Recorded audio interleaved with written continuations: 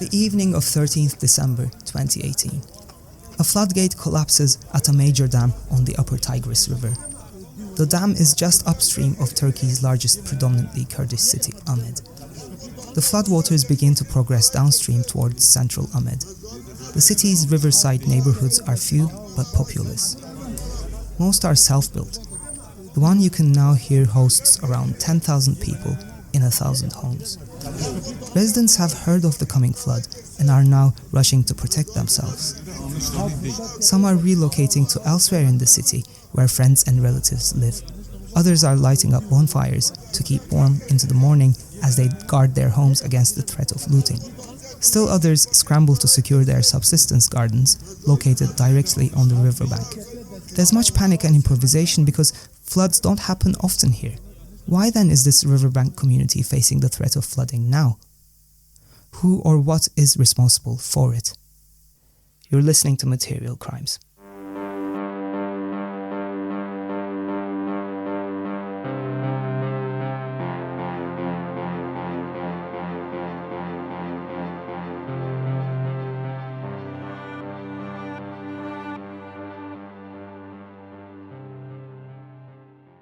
My name is Eray. I'm a scholar who researches the politics of space in Turkey, where I was also born and raised.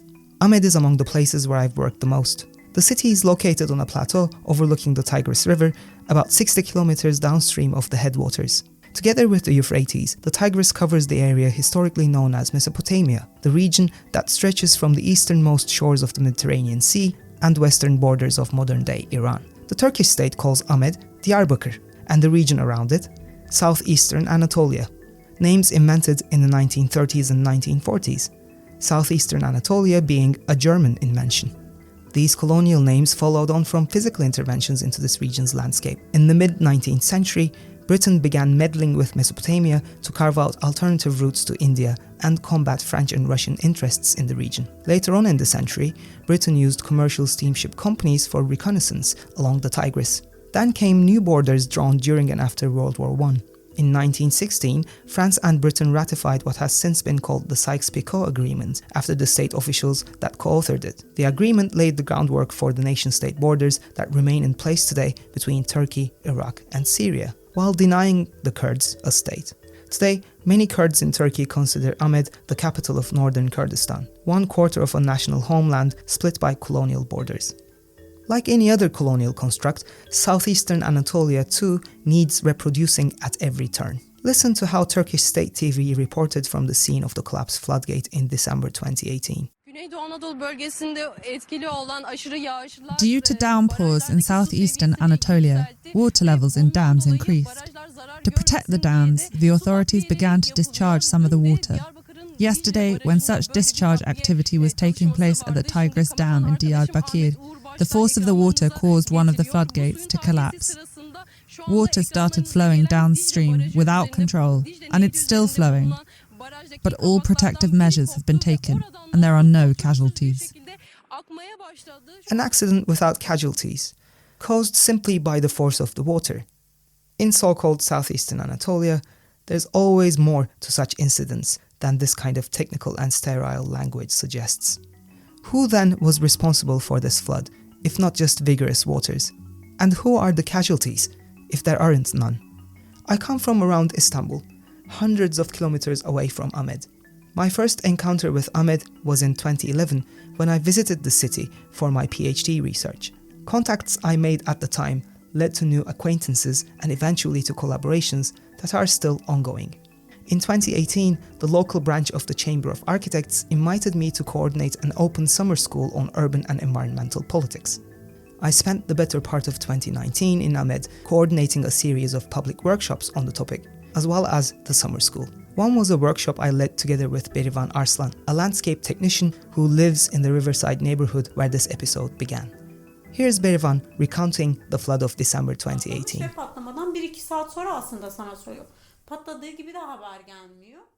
The floodgate collapsed, and they only told us hours after the event. Had they told us immediately, loads could have been saved. They waited for the water to approach the city to tell us. We live on the hill. We hosted those who live down the hill from us. We waited outside our homes all night just to be on the safe side. We kept watch. Still, the water rose above the level we had expected. We never thought it would topple trees. Yes, when I was a child, the water did used to rise to the height of the tree trunks. But something like this was unprecedented. The childhood that Berivan recalls here is from the 1990s. This was a time when the two major dams built on the Tigris were still under construction. Early on in the same decade, domestic migrants fleeing the state's war on Kurdish insurgency in the countryside were finding refuge in cities like Amed. This is a rare glimpse of the PKK, Kurdish separatist guerrillas in southeastern Turkey, who've been fighting a 7-year-long war against the Turkish military. 5,000 people have already been killed, thousands more evicted from their homes, and only last spring, troops mounted a major offensive against PKK units. In the regional capital, Diyarbakir, as the call to midday prayers fills the central square, so does the riot squad. There's been a rumor about an anti-war protest. After a while, the square resembles a secret policeman's convention. Virtually everyone has the ubiquitous walkie-talkie and heavy overcoat. There was no protest, but the occasion provided a glimpse of the immense and powerful security network here. This is a frightened town. Less than 20 miles from the Iraqi border and just outside the military zone, this parade of stores was occupied, though, by Kurdish squatters. These families were evacuated from their homes by Turkish troops last week, apparently because of the risk of Iraqi attack. But they say they were forced from their homes and abandoned without food, drink or fuel. This BBC report on Amed is from 1991, when these events were just beginning to unfold. I'll explain more about this recent history later. Slopes on Amed's riverbank were among the places those fleeing the war settled, mostly in self-built homes. They chose this location both because of its proximity to the city centre and because it gave them the opportunity to farm, the mainstay of their previous rural lives. And because the dams had yet to be completed, the riverbank here looked remarkably different from how it looks today. A seasonal rhythm of natural flooding created floodplains that were physically diverse, and that in turn allowed for agricultural diversity. Wide coastal zones of sand, aggregate and gravel enabled the cultivation of watermelon, melon, peach and cucumber unique to Amed. The produce is so intimately connected to Amed's distinctive natural environments that many crops are literally named after them. Crops like sand peaches and gravel watermelons. With the dams going into operation in the early 2000s, the floodplains began to be deprived of the seasonal floodwaters, and slowly the physical diversity that had produced this incredible crop variety and uniqueness was lost. No longer was there sand, gravel, aggregate, now there was just firm soil. Whereas the riverside's first dwellers lived according to the rhythm of the floodplains, for at least 2 decades now, life here has been little more than living next to a pond. Floodwaters gradually disappeared from collective memory. What had once been floodplains became hardened land, severed from river life. When the dam broke in December 2018, residents had long forgotten what it's like to live with flooding. No wonder the flood caught them unprepared. The flood was also a sign of how river water kidnapped by the dam had begun to change local weather patterns, including in Amed city. Water from the dam now evaporates, condenses and returns as rain. I saw this change firsthand in March 2019. Before the dam, there would be some light rainfall in Amed during spring, but never in the form of showers. Yet I didn't see a day without downpours. It even hailed for a couple of days. This was basically unheard of prior to these dams. According to the residents, changes to historical precipitation patterns had become especially noticeable in December 2018. Here's Samet Uçaman. He chairs the local branch of the Chamber of Agricultural Engineers and is also a member of a collective in Amed that comprises engineers, architects and planners campaigning on urban and environmental matters. Periyodik olarak hani şudur, işte Ekim ayında yağışlar başlar. Precipitation used to begin in October and continue until May. That used to be the character of our climate. In January, this precipitation would take the form of snow. From February to May, it would rain periodically. This kind of systemic precipitation used to be our reality. Şeklinde değil. On average, we would have a week's worth of precipitation per month. But that's no longer the case. Today, there are some years when there's no precipitation at all in December and January. You get to February and suddenly it snows. And then there's nothing. March comes and there are downpours in the space of just a few days.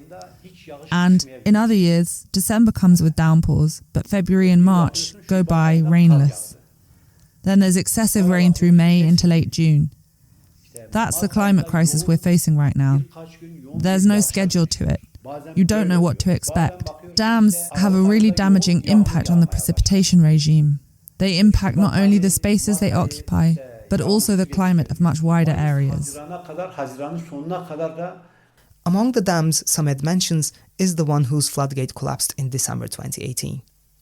It's called the Dicle Dam, Dicle being Turkish for Tigris. This was one of the first dams built as part of the so-called Southeastern Anatolia project, or GAP, as the Turkish acronym goes. The state inaugurated GAP in the late 1970s when an armed resistance movement began emerging in Turkey's Kurdistan. GAP proposed that the real problem plaguing the region was underdevelopment, not lack of rights and freedoms as the resistance movement was demanding. GAP would help develop the region by irrigating what the state considered barren lands and increasing agricultural productivity. Listen to the triumphant, savior-like lyrics of this anthem that the state commissioned to promote GAP.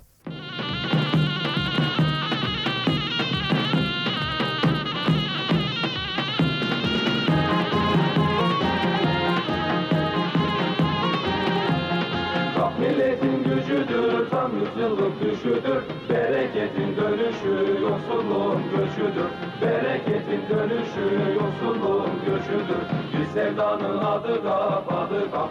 Bereketin adı GAP, adı GAP. Bu destanın adı GAP, adı GAP. GAP is the nation's power, nothing less than its century-long dream. The return of abundance, the exodus of poverty. GAP is a passion, an epic. GAP means abundance. GAP means plenty. In charge of this massive project is a state department called the General Directorate of State Hydraulic Works. Listen to mining engineer Doğan Hatun unpack for us the rationale at work here. He too is a leading member of the same Amed-based collective of engineers, architects and planners that Samed is part of. 1954 DSİ'nin resmi bir kurum olarak kurulmasıdır. The State Hydraulic Works was founded in 1954. That's also when NATO, and especially the US, began instituting their broader vision for the region. And since 1954, the State Hydraulic Works has not had a single budget cut. Even when there's no budget for education, for healthcare, for alleviating hunger, there are two things that are never underfunded in Turkey: the military and the State Hydraulic Works. On paper, it's a magnificent institution dedicated to irrigating rural areas and improving Turkey's economy, its agriculture, its future. But when you look at Kurdistan, and especially areas of strategic importance, the real objective is different.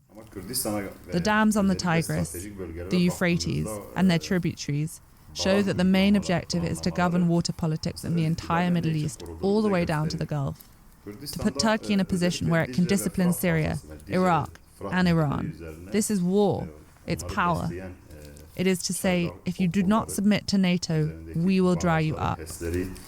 In Turkey, the actor that governs war is not the chief of staff, but the State Hydraulic Works. It uses water as a weapon against other countries. It blocks the water as a disciplinary mechanism, because that's all it's concerned with. But in addition to geopolitics, Doğan says the dams have another kind of political significance. Alongside its relation to war, this is a way of disciplining life, both human and natural life. For example, you'll have seen how ISIS, as a part of its occupation of Mosul, exploded the floodgates of a dam and inundated tens of villages to depopulate them. And in Syria, it shut off a dam and left people without water. In the first case, it caused damage by releasing the water, and in the second, by blocking the water. Right now, there's a similar risk in Cizre. At this point in our interview, Doğan is talking about a town on the Tigris located by Turkey's border with Syria, which is less than 40 kilometers downstream of a newly opened mega dam. The town has been a stronghold of Turkey's pro-Kurdish political movement since the late 1980s. How can a state institution or official leave a town of nearly 200,000 inhabitants in such a risky position? There is both an economic and a moral side to this. Do you want to destroy Cizre? When the time comes, are you going to simply wipe Cizre off the map? This is a good moment to pause and give you a brief history of the war Doğan is talking about. For Turkey's pro-Kurdish political movement, war does not mean isolated instances of armed conflict. War means the entire way the Turkish state relates to Kurdistan. War means, therefore, the subjugation and exploitation of this region and its peoples, whether actual violence does take place or not. This actually started in the late 19th century, when the Ottomans adopted a series of European-style national centralization reforms that began to cost Kurdish tribes the relative autonomy they had enjoyed until then. When Mustafa Kemal regrouped the Ottoman forces to wage war against the Allied powers occupying what was left of the country after World War I, many Kurdish groups joined him. In return, he promised Kurdistan a significant degree of autonomy. But this promise was never fulfilled. Instead, the Republic of Turkey that replaced the Ottoman Empire opted for centralization, yet again. It began eliminating some of the same Kurdish groups that had joined the campaign against the Allied powers a few years earlier, and other groups too. In the 1930s, some Kurdish communities were annihilated simply for refusing to pay tax or resisting conscription. Bans on all things Kurdish followed, as well as sporadic uprisings against state oppression. And then, in the late 1970s, the Kurdistan Workers' Party, or PKK, emerged and became the first Kurdish group in decades to consolidate these armed responses. In 1980, a bloody military coup took place in Turkey, which cracked down violently on all left-wing groups, including the Marxist-Leninist PKK. The coup had particularly racist implications for Kurdistan. A section of the prison in Amed, where members of the pro-Kurdish political movement were jailed, became a torture center to indoctrinate them with Turkish nationalist ideology. The PKK responded by moving some of its members abroad and setting up armed insurgency camps in northern Iraq and Syria. In August 1984, the PKK mounted its first guerrilla attack within Turkey's borders. From 1985 onwards, Turkish authorities launched a comprehensive counterinsurgency campaign with diverse components, ranging from recruitment of Kurdish villagers as village guards to declaration of a Kurdistan-wide state of emergency in 1987. From this moment onwards, each decade becomes a constant cycle of Kurdish resistance and state crackdowns. In the 1990s, extrajudicial killings, mass detentions, and the destruction of villages were a common occurrence. In the 2000s, after the PKK's leader Abdullah Öcalan was captured and called for ceasefire, waves of peace talks and reforms led to the re-establishment of official pro-Kurdish party politics, with important implications for members of the communities trying to survive state oppression along the banks of the Tigris. The party started to run for and win municipal elections, working towards local democratic autonomy instead of a full-blown nation-state. And the municipalities they governed became havens for improved rights for women, multilingual public services, environmental welfare, and improved infrastructure.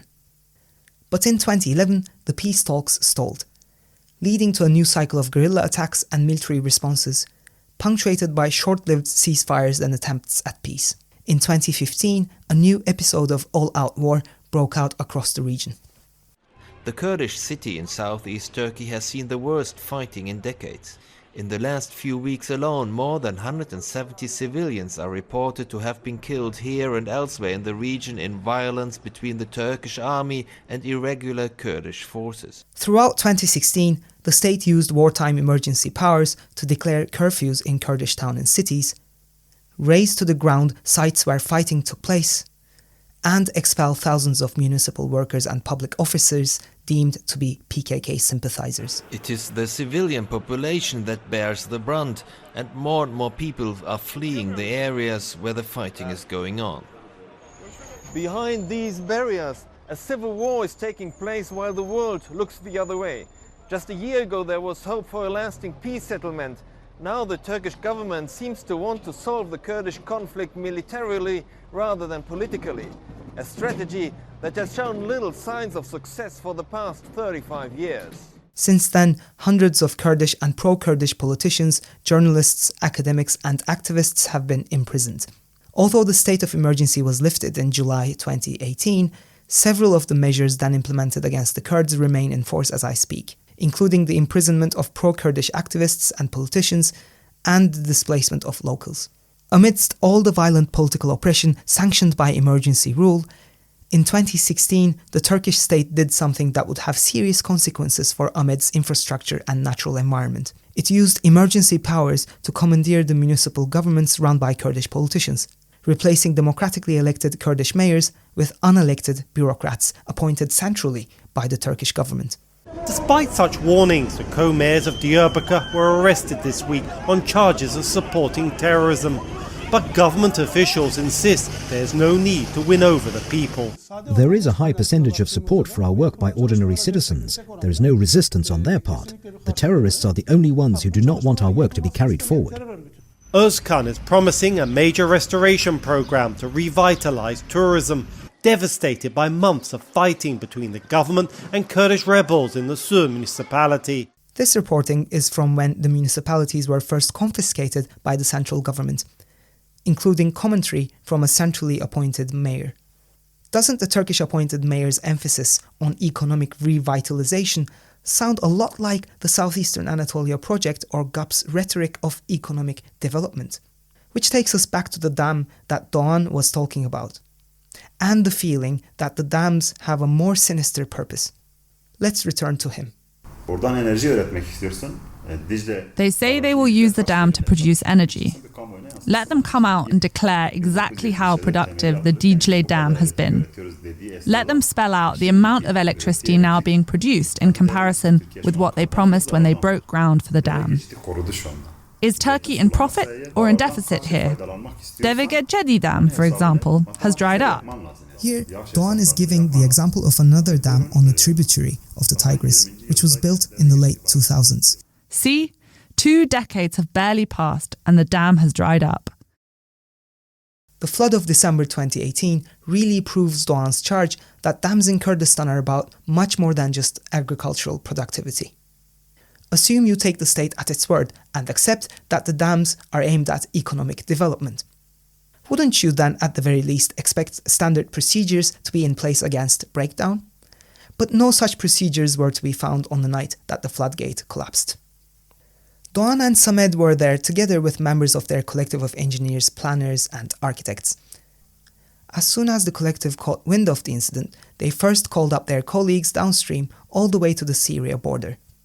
Many towns first heard the news that way. The collective then drove up to the dam.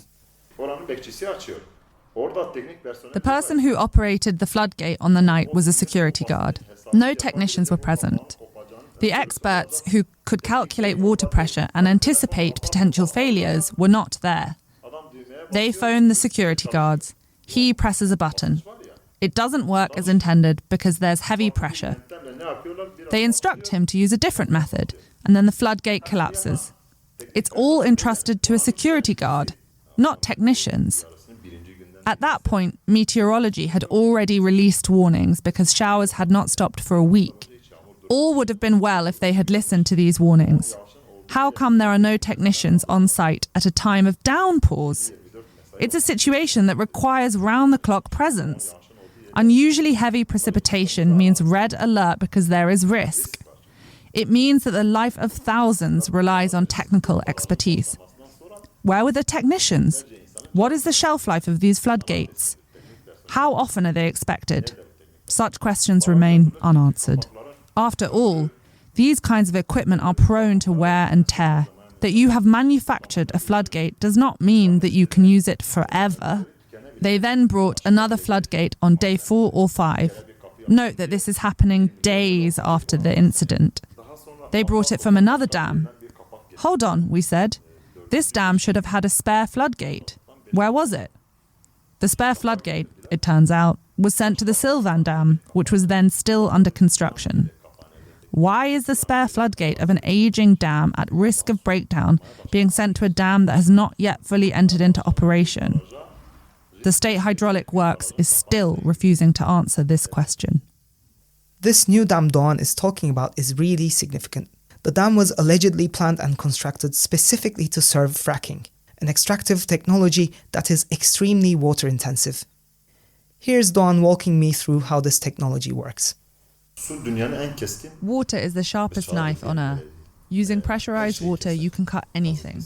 So they use water to break the rock. They mix the water with a chemical that weakens the rocks. You need extensive amounts of water to crack the rocks and burst them open. That water has to come from somewhere. When you look at it as a technique, with no regard for ecology, yes, it all makes sense to extract the gas that way. But the chemicals released into the nature, together with the overconsumption of water required for this operation, imply that they only care about extracting the gas and say, I'm done here. I don't care if, from now on, this place ceases to exist. Piraman, the village where Turkey piloted fracking in the early 2010s, is in the very same district of Amed as the supposedly new dam whose trail we've been following in this episode. The one that was sent a creaky spare floodgate from an old dam elsewhere in Turkey. As documented by journalists following the closure of the pilot wells, villagers have spoken of the complete death of nature here. One villager, who had to let his land out to the state as otherwise they threatened to take it forcibly, summed up the environmental aftermath as one where even the wildest weeds won't grow. The decision to pilot such a harmful extractive technology as fracking in Kurdistan is hard evidence of how the Turkish state treats this region and its peoples as disposable. And this is a treatment that has a long history behind it. The village where fracking was piloted used to be partly inhabited by Armenians before 1915-16, when the wartime Ottoman administration used the emergence of some Armenian insurgent groups as a pretext to cleanse what is now Turkey of the entirety of its Armenians. Official documentation describes these events in the sanitized language of deportation, but what actually took place was mass death and dispossession on a genocidal level. The total death toll is estimated at about 1 million. Amed and its surrounding areas were among the epicenters of genocide. The lead up to the genocide was a time when Kurdistan was still relatively hard for the central administration to control. Kurdish tribes continued to enjoy a fair amount of autonomy. To carry out the genocide, the Ottoman administration enlisted those tribal leaders they could convince. They were rewarded with lands and property confiscated from the Armenians. So it's no coincidence that fracking has been piloted here. The political history of genocide is just as important as geological factors. Again and again, these lands have been emptied of their inhabitants to extract resources. The details of the political deals behind this genocide really matter for what's happening in Amed today. Because confiscated lands were redistributed among a small group of people, ownership titles and land use have been easy to change. Plus, this history of collaboration between landowners and the state has made the region all the more susceptible to state-led activity. The state will always check the land registry first. The system shows you in detail who owns what. That's the most important issue. In another village, when oil was discovered there, the villagers resisted with arms. We want our fair share, they said. If you're looking to invest, would you prefer a place where you will not encounter any trouble, or one where you'll have to engage in armed conflict? If you're smart, you'll choose the trouble-free one. Having started with a flood, this case has led us to unravel the long history of the Turkish nation-state building project and its ongoing reverberations across land and water. We've seen how this project's violent policies, including genocide, have recast a whole region as one where communities, as well as their environments, are treated as disposable. Let's now return to the flood of December 2018 and to those who had to endure and rebuild after the damage it caused. While there were no immediate casualties, the riverside gardens of residents were badly harmed. This community's lives and livelihoods depend on the gardens, and not only for food and work.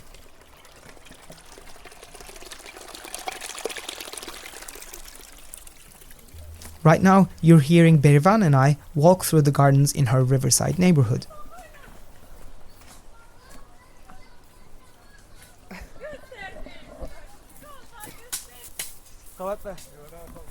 You'll hear some working the land and others taking a dip in the river.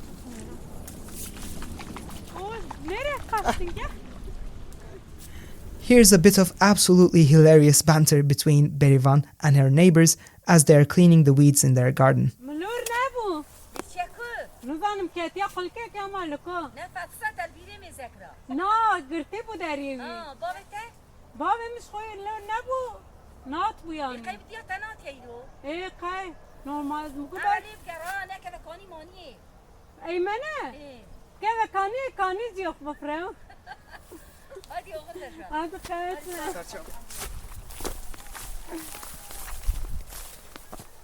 Berivan insists that the gardens serve more than just subsistence.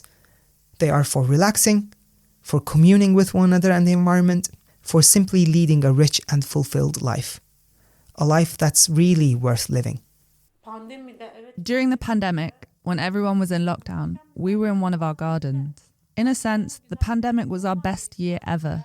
No cars, no human traffic. You're in the gardens, tinkering in the midst of birds.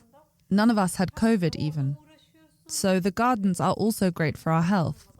You go there and it's a natural environment. It protects your health too and keeps you fit. Of course, Berivan and her family also take seriously the main activity that takes place in the gardens: farming. Here she talks about how their farming practices differ from other gardens in Amed. Elsewhere, there's loads of chemical fertilizer and commercial seed use, she says. But that's exactly what her family and neighbors avoid doing. In the 2019 workshop that Berivan and I coordinated in Amed, one of the participants was Zeki Kanay, who farms in another garden on the city's outskirts. Zeki co-founded the garden together with a number of others who were dismissed overnight from their civil servant posts in 2017 during what the state termed a counterinsurgency campaign that brought its war on self-determination to city centres. Zeki and his friends call their garden commune tarla, which roughly translates as commune field. When Berivan told Zeki about her family's seeds that remained unused because of the damage that the recent flood had caused in a part of their gardens, Zeki arranged to meet up with her for a seed swap. Such exchanges are invaluable for Zeki and his fellow commune gardeners because heirloom seeds play an important role in their struggle against corporate agriculture. You might have heard the term heirloom used for describing things like tomatoes on the menus of fancy restaurants. What you might not have realized is that this is quite literally what the term means. These tomatoes have been grown from seeds that have passed from farmer to farmer through generations. Heirlooms, in other words. Unlike commercial seeds which promise big yields and bind farmers to an annual consumption cycle, heirloom crops self-reproduce. Here's Zeki walking me through a part of their commune field. Each plant has a different cycle. The soil has to reach a certain warmth for the plant to grow.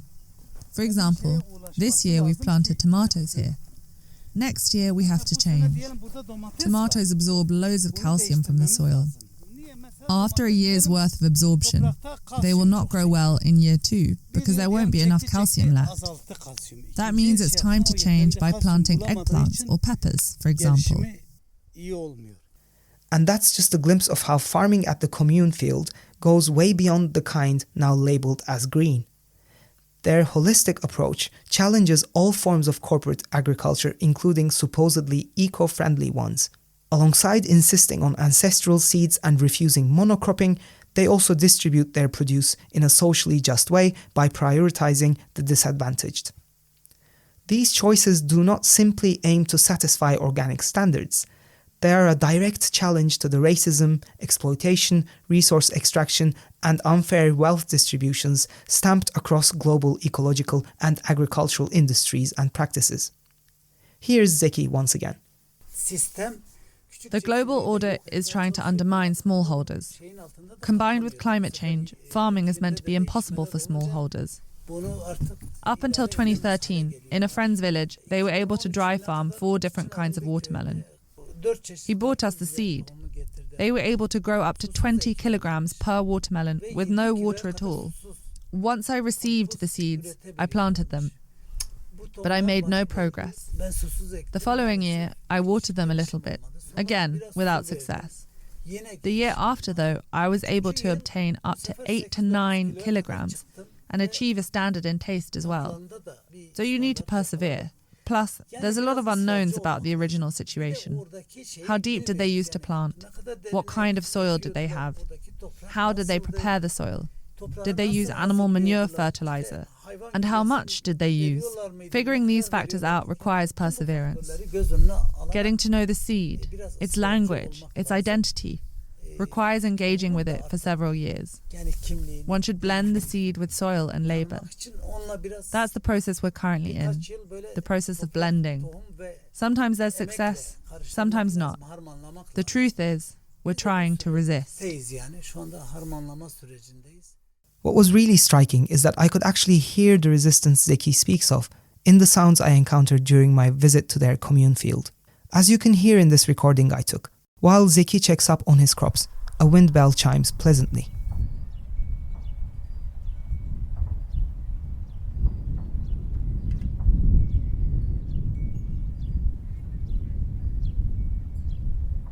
But then, this calming sound is punctuated by the peal of gunshots from a nearby field that the state's counterinsurgency forces use for target practice.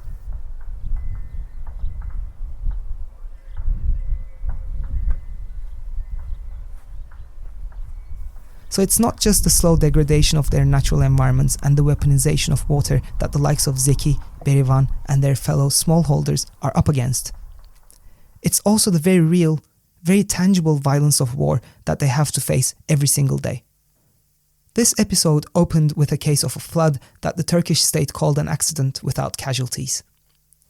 But in the end, this story of the flood in Amed washed up 1 million plus victims from more than a century of violent nation-state making. Genocidal land grabs, colonial borders and wars against self-determination. A new dam built to aid fracking in lands grabbed from genocide victims.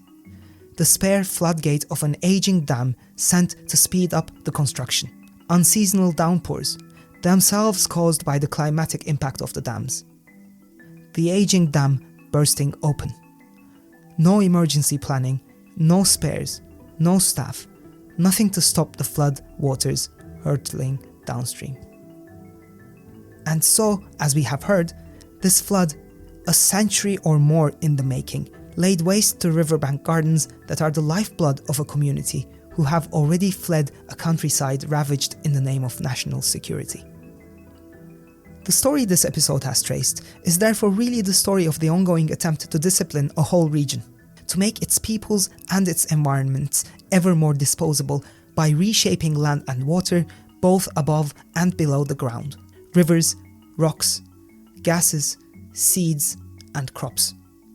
But this is also a story of resistance. By the engineers who have set up their own expert networks and disaster response systems, by the keepers and sharers of ancestral seeds, by the communal farmers who challenge the capitalist and irrigation-dependent celebration of productivity, by the urban farmers who refuse to see farming's importance only in economic terms. Looking at all of this, I wonder if the way Amed's residents insist on determining their own lives might just offer an example for how we exit our warring and warming world.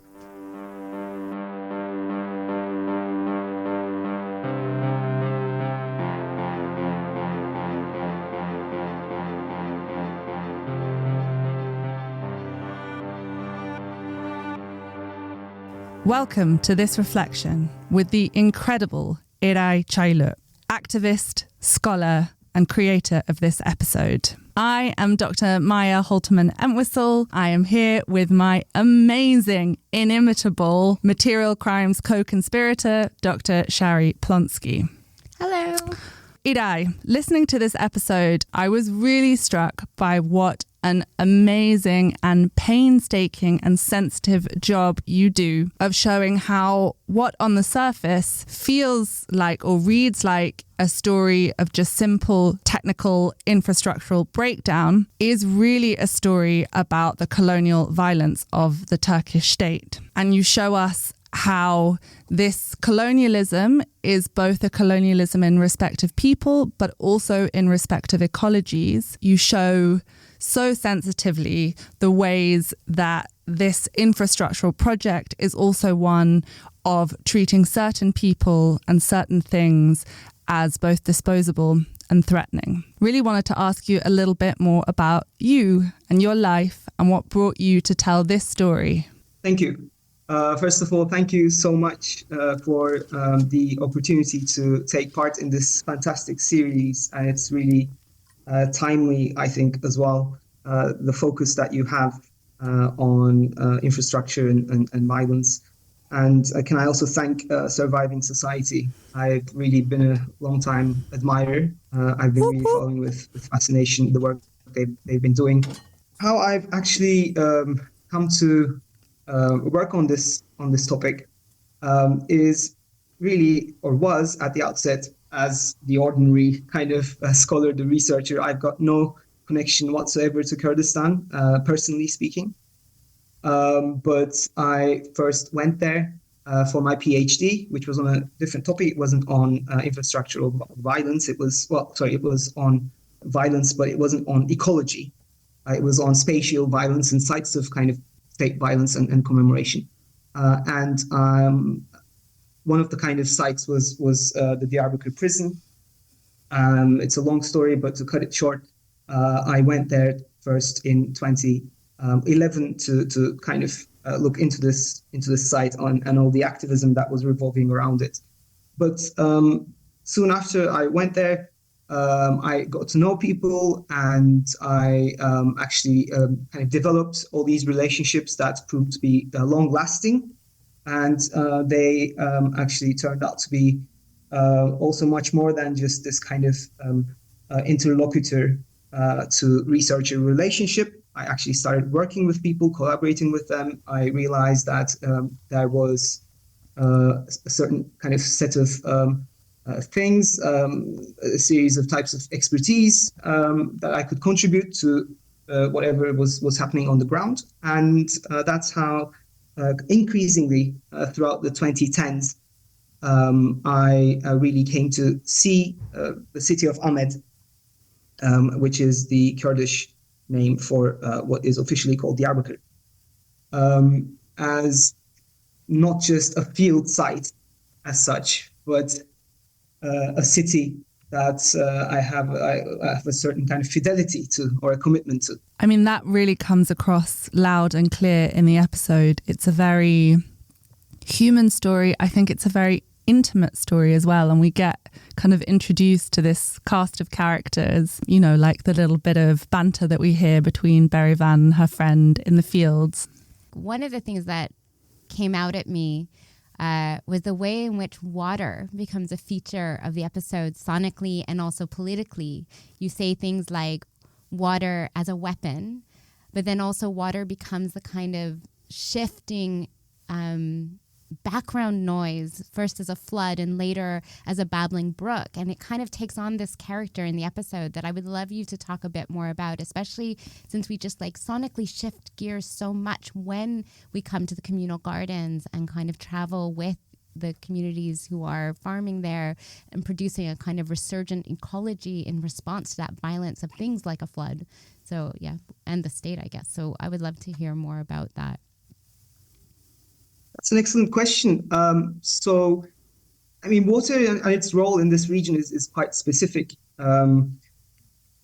It is obviously, as the episode tries to clarify, is weaponized now through dams and hydro-extractivism. But it's simultaneously also turned into an object of desire. That is something that I haven't had really the chance to maybe highlight in the episode itself. So maybe it's worth talking a bit about that aspect, because so much of contemporary state-endorsed agriculture is based on water and irrigation. That actually turns water into this kind of a fetishized kind of ingredient that you necessarily have to have in order to actually do agriculture properly, i.e., according to corporatized global capitalist kind of agriculture. Surely wasn't the historical reality, because in this region, one of the things that makes it so special is that it is I mean, maybe it's a cliche, but it really is a kind of, geophysically speaking, a contact zone between the Mediterranean and the rest of, what we today call the Middle East. So it's kind of exhibiting certain characteristics in parts of this region. You find characteristics that involve more or rely more on water and more contact with water on a daily basis, and others that are drier. So it wasn't always the case where agriculture was done necessarily by using extensive amounts of water, and this is what really is the kind of flip side to the more kind of overtly negative weaponization of water that I talk about in the episode, as in the dams. Obviously, both weaponize water in the ways we talk about in the episode, but they also obviously, from the perspective of capitalist agriculture, they turn water into an object of desire, such that without water, you cannot even now imagine to actually engage in agriculture, in farming.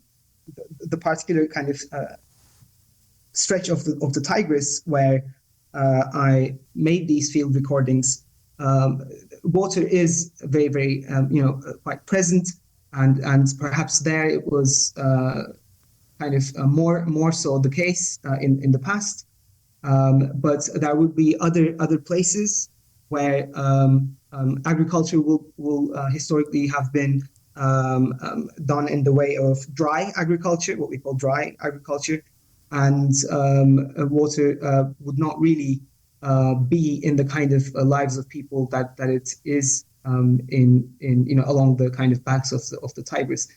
The crucial thing here is, of course, the kind of symbiosis between those kind of drier parts and the parts that are more, let's say, wet, right? And that kind of historical symbiosis has now been really interrupted, and due to all these kind of hydro infrastructures, not only dams but also, numerous canals and irrigation infrastructures.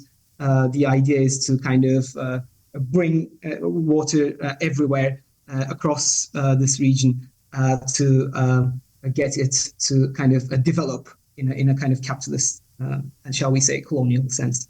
I would love you to talk a bit more about, because it kind of travels across the episode, but maybe people might need a little bit more kind of background thinking around the fact that this place and the way that water is restructuring this place and the way that you're talking about it has everything to do with particularly violent genocidal histories and also presence. And the way they all travel through Ahmed in different ways that I was floored to hear about when I was listening to your episode. And I'd love you to talk a bit more about, we go all the way from the Ottoman period to the present, tracing that kind of violent making of the Turkish state that I think is important to draw people's attention to. Oh yeah, of course. As scholars of genocide and mass violence in general have shown us, genocide is not just something that is done to and against existing categories of people. It is to a great extent done in that way, but it also actually actively produces and generates new kind of social categories and environmental kind of spaces as well. And one of the kind of particular examples of that in Kurdistan was through kind of the confiscation of Armenian land, which obviously Armenian-owned land, which obviously dispossessed Armenian communities for sure. But what it also did was certain Armenian-owned agricultural lands were actually being farmed by Kurdish peasants, and they too indirectly became dispossessed of this access that they had to this land that they were able to farm prior to the genocide. So it really kind of the Armenian genocide, obviously there's no question about the primary kind of target that it had, which was Armenian communities, but also in the long run it also kind of produced these different kind of categories within Kurdish within the Kurdish population. Obviously, a lot of the kind of crimes were perpetrated by certain Kurdish tribes members of these tribes, which then over time became, pro-state tribes. And this is a kind of category that to this day has an impact on Kurdish politics in Turkey, collaborators of the state. And on the other hand, or simultaneously, those kinds of people that I just referenced, Kurdish peasants who were able to farm Armenian-owned land, without having to pay rent, etc. They became also dispossessed, and they actually became the kind of a certain new kind of underclass within the kind of larger Kurdish population. So it was that kind of fracture, that crack that the genocide also kind of caused, alongside its devastating impact on Armenian life. It also caused that kind of fracture within the Kurdish population. In that sense, it was kind of generative of division within the Kurdish population as well. And a lot of that was also environmental and spatial. I mean, hearing you talk now about genocide and its kind of environmental implications, and also hearing you talk earlier about water, I wanted to ask you actually a question about climate change, and how climate change is kind of figuring in this story and kind of emphasizing or transforming some of the dynamics that you talk about. Because I feel like, especially as we get towards the kind of more recent history, it becomes a sort of shadow in this story that you're telling. I think the first thing to mention here is a lot of what we discuss in the episode challenges this idea of climate change as a planetary phenomenon. I mean, of course, a lot of it is planetary, but I think what we emphasize is that there's a lot of context specificity that we need to take into account. And something like dams in this region are the chief drivers of climate change. They literally change the climate by impacting precipitation rhythms and the seasonality of whether you have rain or snow. Or nothing at all, etc., etc. So really, it's not the typical kind of climate change story of industrial revolution as such, being a kind of European phenomenon and then kind of spreading across the world, and all of the world then following that kind of model, and then kind of coal, fossil fuels, etc., causing climate change that is now on a planetary scale. Much too linear story to tell than the one that we encounter in this region of Kurdistan, Turkey's Kurdistan at least, where something like dams, which otherwise don't really figure a great deal in climate change discussions, taking on a kind of role that is very palpable and present. Alongside that, of course, there is the kind of impact of, let's say, a larger kind of industrial approach to agriculture that is involved in this region. The idea of monoculture, the idea of what makes agriculture productive, what is a kind of productive use of land, what is a useful kind of way to kind of inhabit land and use land. All of those things obviously do play a role. It's hard to kind of subsume this this region as another case, right, within the larger kind of mainstream histories or stories that we now tell about climate change. All of that nuance, I think, really comes across, and the kind of braiding of these multiple imperatives, from sort of top-down state power to the kind of more capillary capitalist imperatives to these kinds of fetishisms around, let's say, water. But to conclude, I actually wanted to ask you a final question. So, as you said at the beginning of this conversation, you've been working in this field for a really long time, and with many of these people for a really long time. And I wanted to ask you a question that we've actually been asking all of our amazing collaborators, which is if there was anything new or specific that you learnt through telling this story kind of sonically through sound and as a podcast rather than in the kind of more formal or conventional academic outputs? Wow, that's a very, very difficult question. Even for a drummer.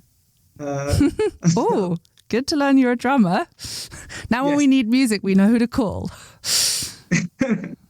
I think, especially in that closing kind of section, I really had not really listened so carefully to the kind of soundscape in that kind of communal farm that scene is set in. And that, I think, is an example of some of the uphill struggles that folks are kind of up against. I think that is. I mean, I did obviously know about the kind of spatial proximity of the violence and the resistance to violence, but I think the kind of spontaneous encounter with this kind of soundscape of the guns being fired, etc., made it very, very palpable to me that really this kind of spatial proximity is part of daily life in this city.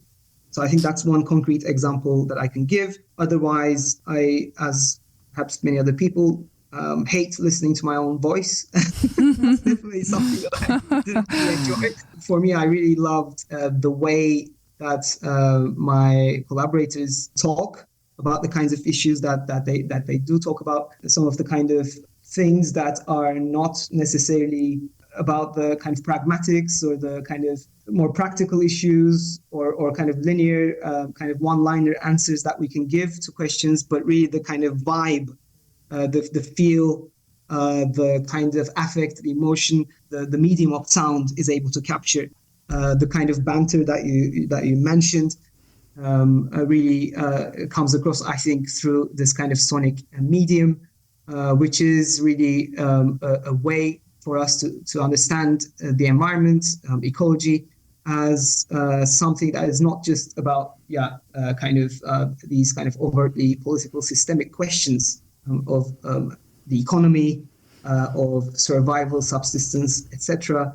But it's also just simply about having a good life, communal experience that you can have there, the fun that you can have, the banter, etc. So all of those things, I think, that are seemingly, maybe even irrational, right? According to our kind of the kind of usual focus that we have on economy and so on, are really able to really communicate through sound. Preach. Give it up for sound. Thank you, Eray, for this conversation and for the amazing episode that you have treated us and all our listeners to. It's been an absolute pleasure. Thank you, Eray. Thanks. Thank you. Thank you so much once again. Bye. Bye.